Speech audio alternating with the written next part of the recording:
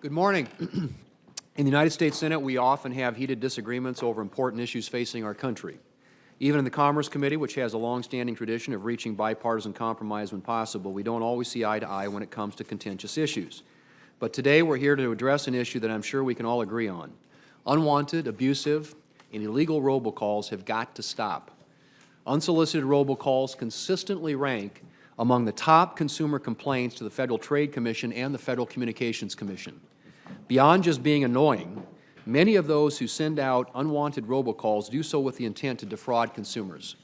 As more phone systems move from copper wires to the Internet, it has become easier and cheaper for bad actors to make illegal robocalls from anywhere in the world. These new technologies have also made it easier for scammers to hide from law enforcement and to seek to gain their victims' trust by displaying fake caller ID information.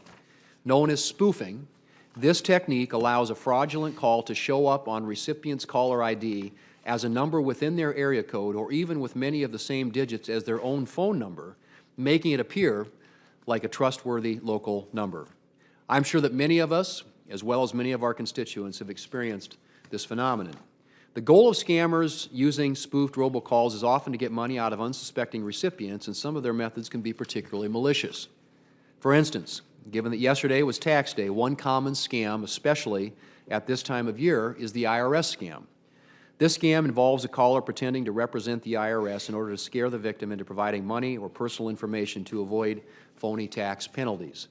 Perhaps the biggest negative effect of the increasing prevalence, I should say, of unwanted robocalls is that they frustrate recipients to the point that they are less likely to answer legitimate calls.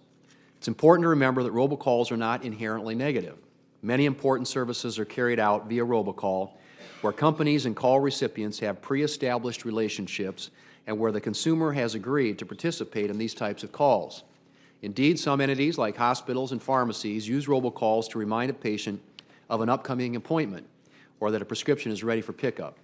In addition, automakers often use robocalls to warn vehicle owners of urgent safety recalls. Missing calls like these can have life or death consequences for recipients.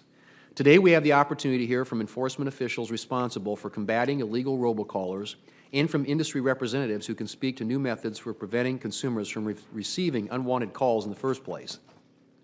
We also have the opportunity to hear from Mr. Adrian Abramovich, who, according to the FCC, allegedly made almost 100 million robocalls in a 3-month period in 2016. On October 10, 2017, the committee sent Mr. Abramovich a letter of inquiry regarding the FCC's notice of apparent liability, asking several questions about his conduct. On November 3rd of 2017, through his counsel, Mr. Abramovich informed the committee that he would not be providing information in response to the committee's inquiry. This past March, I invited Mr. Abramovich to appear voluntarily for today's hearing, but through his counsel he declined.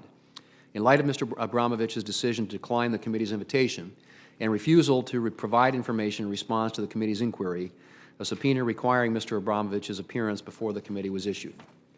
Mr. Abramovich, your participation in today's hearing is important. According to the FCC, you allegedly made nearly 100 million robocalls to American consumers purporting to be a well-known travel or hospitality company such as TripAdvisor, Expedia, Marriott, or Hilton. If a robocall recipient answered and pressed 1 for more information, the consumer would be directed to a Mexican hotel and resort chain engaged in selling timeshares and vacation packages that had contracted with you, Mr. Abramovich, to receive calls generated by your network. Mr. Abramovich, I expect that today you will shed some light on your past conduct and provide the committee with your unique perspective on the technologies and practices behind abusive robocalls. With this information and that of the second panel, the committee should better understand this problem and what steps might be necessary to end this abusive practice. Finally, before I turn to ranking member who today, Senator Blumenthal, is serving in that role, I'd like to just note that the recently enacted Omnibus Appropriations Bill included committee-approved legislation he sponsored, and this I say he sponsored, Senator Nelson with Senators Fisher, Klobuchar, Blunt, and Duckworth to empower the FCC to combat spoofing originating from international locations. We'll be eager to hear how new law will be implemented and what more needs to be done. So with that, I'm going to turn to Senator Blumenthal for an opening statement.